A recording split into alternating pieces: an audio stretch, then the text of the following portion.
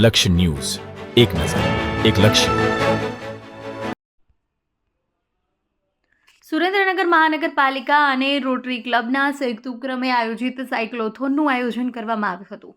સાયક્લોથોનને 80 foot road પરથી શરૂ થઈ હતી, જેમાં 2 રૂટ હતા. એક રૂટ 12 કિલોમીટરનો, જે ઘુઘરી પાર્કથી હવા મહેલથી પરત ઘુઘરી પાર્ક સુધીનો, જ્યારે બીજો રૂટ ઘુઘરી પાર્કથી કોઠારિયા રામરોટી આશ્રમથી પરત ઘુઘરી પાર્ક સુધી 24 કિલોમીટરનો હતો.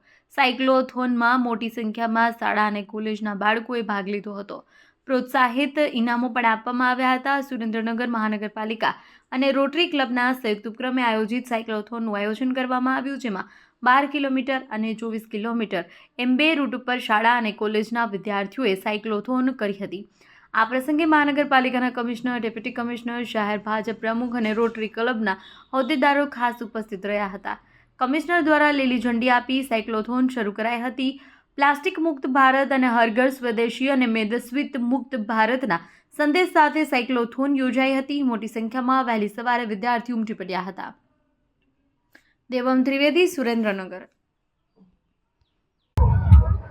સુરેન્દ્રનગર મહાનગરપાલિકા અને રોટરી ક્લબ સુરેન્દ્રનગરના સંયુક્ત ઉપક્રમે હરઘર સ્વદેશી ઘર સ્વદેશીના માધ્યમથી આજે સાયક્લોથોનનું આયોજન સુરેન્દ્રનગરમાં થઈ રહ્યું છે. આ સાયક્લોથોનમાં મોટા ભાગમાં સુરેન્દ્રનગરવાસીઓ, સ્ટુડન્ટો, આગેવાનો ભાગ લીધો છે. અને એ સાયક્લોથોનના 2 તબક્કાઓ છે.